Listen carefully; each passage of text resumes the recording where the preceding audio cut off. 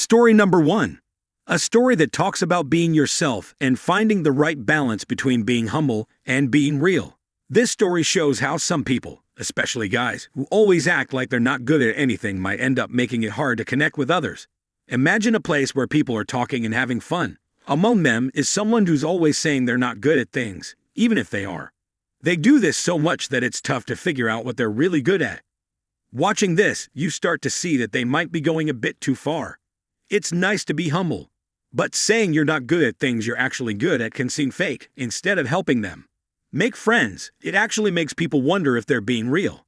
For example, if someone talks about something cool they did, this person might say, "Oh, that's not a big deal," or "I'm not great at that." Even though they're trying to be modest, it can make others unsure about how to talk to them. Thinking about this, you realize that forming connections is about being honest and staying true to who you are. It's okay to say you're good at something if you really are.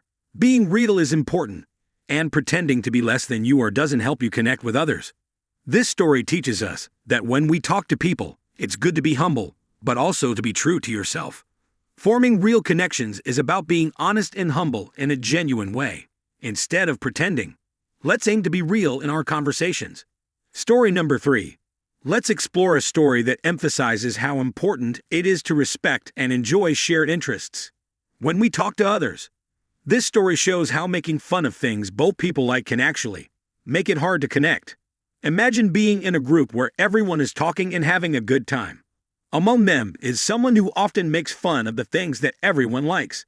Instead of making friends, this kind of behavior can make things awkward and uncomfortable. Watching this, you start to realize that making fun of shared hobbies isn't a good idea. Instead of bringing people closer, it makes conversations feel strained and not so great. For instance, if the group is talking about a favorite movie, this person might say mean things or act like it's not important. Instead of adding to the conversation, their words can make everyone feel like they can't really enjoy the topic. Thinking about this, you realize that connecting with others means respecting and enjoying what you have in common. It's okay to have different opinions, but making fun of shared interests doesn't help build connections. This story teaches us that when we talk to people, it's important to appreciate what we all like. Instead of making fun of things we share, let's create a friendly atmosphere where everyone can feel comfortable sharing their interests. Story number 4. I was so wasted that night, said 23-year-old Jake, recounting a story from his college days. I don't even remember how many shots I took, but I ended up getting into a fight with this guy at the bar, and we had to be separated by the bouncers. Jake's friends laughed, but Sarah, who had just met him, looked a little uncomfortable. That sounds like a pretty crazy night, she said. Yeah, it was, Jake said, but it was also a lot of fun. I'm glad I did it. Sarah didn't say anything else, but she could tell that she wasn't impressed by Jake's story. She found it off-putting that he was bragging about his past mistakes, especially ones that involved drinking and violence.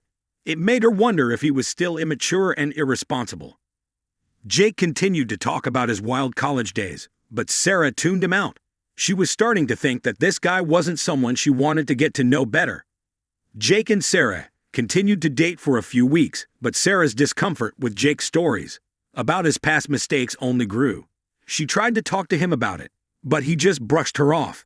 He said that he was just being honest and that she needed to lighten up. One night, Jake was telling Sarah another story about his college days. This time, he was talking about how he had gotten arrested for underage drinking. Sarah was getting really tired of hearing these stories, and she finally had enough. Jake, she said, I'm really starting to feel like you're not over your past. You keep talking about all these crazy things you did when you were younger, and it's starting to make me wonder if you're still the same person. Jake was taken aback.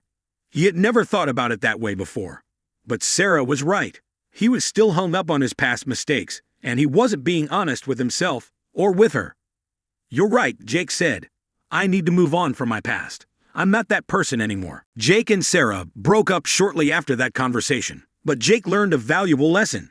He realized that it's important to be honest with yourself and with others about your past mistakes. And he learned that it's not a good idea to brag about them. Story number 5. Come on, just one more drink, said Jake, nudging Sarah's shoulder. You're not even buzzed yet.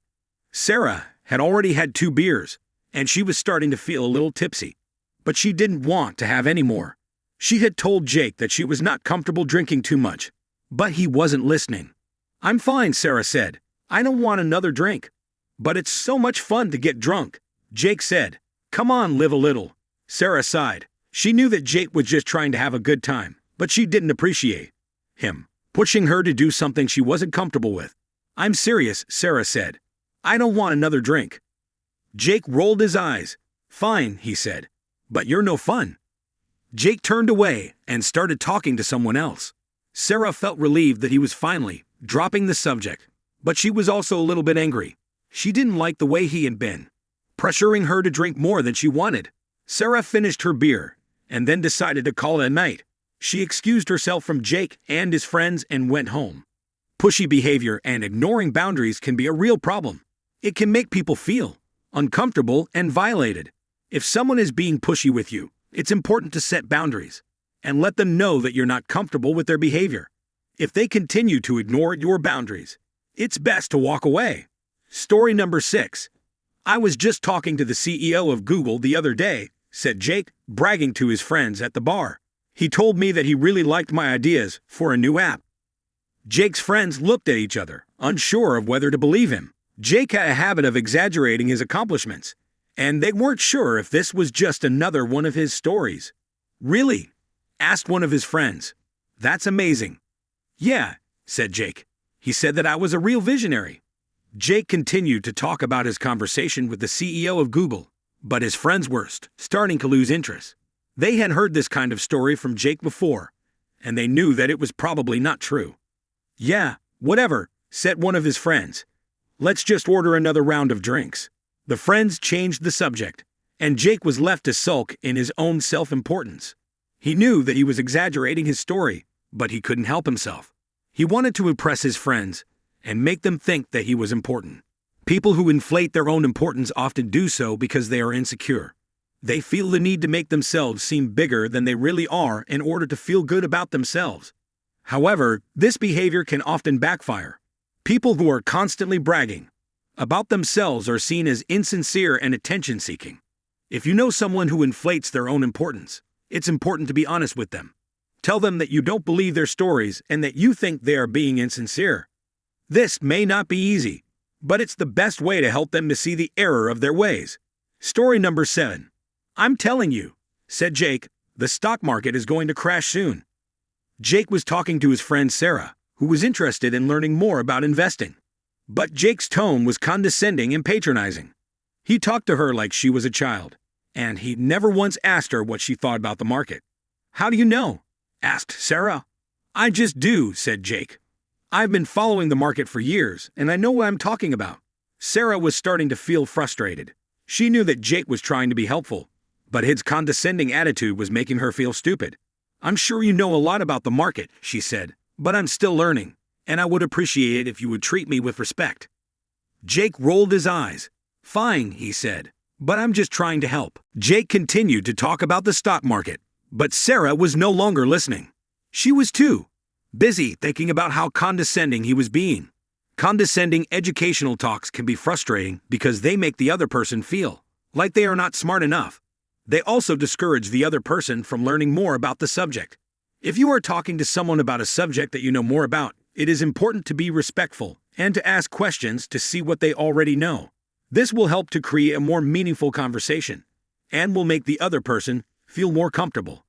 Story number 8. Sure, here is a story about someone who brings up controversial views.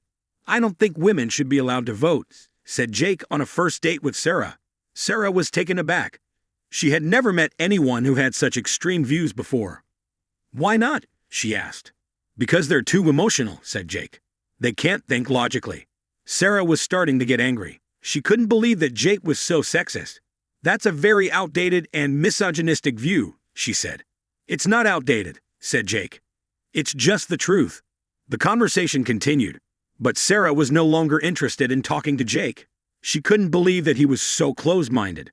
Bringing up controversial views, especially early on, can be off-putting because it can make the other person feel like you are not respectful of their opinions. It can also make the other person feel like you are trying to start an argument, If you are interested in getting to know someone, it is important to avoid bringing up controversial topics until you have a better understanding of their views. Story number 9. You look amazing, said Jake as he first met Sarah. Your hair is so beautiful, and your eyes are stunning. Sarah smiled. She was flattered by Jake's compliments, but she also felt a little uncomfortable. He seemed to be more interested in her looks than in anything else about her. Thank you, she said, but there's more to me than just my looks. Jake nodded. Of course, he said, but you're definitely one of the most beautiful women I've ever seen. The conversation continued, but Jake kept coming back to Sarah's looks. He commented on her dress, her makeup, and her figure. Sarah started to feel like he was only interested in her as a physical object. I'm not just a pretty face, she said. I have a lot to offer. Jake smiled.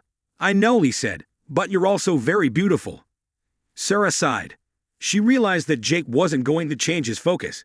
She decided to end the conversation and walk away. Overemphasizing a woman's physical appearance can make her feel objectified. It can make her feel like the only thing that matters about her is her looks. If you are interested in getting to know someone, it is important to focus on more than just their physical appearance. Take the time to get to know their personality, their interests, and their values. This will help you to build a more meaningful connection. Story number 10. Jake just met Sarah in a coffee shop. They got along really well and hit it off. After talking for a couple of hours, Jake started to get a little too comfortable and started to share personal information about his past relationships and his struggles with depression. Sarah was initially understanding and listened to Jake, but she started to feel overwhelmed by the amount of information he was sharing. She also felt like Jake was being a bit desperate and was trying too hard to impress her. It's important to remember that everyone has a past and that everyone struggles with something. However, it's important to share personal information at a pace that is comfortable for both people involved. If you're feeling overwhelmed by someone's oversharing, it's okay to set boundaries and let them know that you're not comfortable talking about certain topics.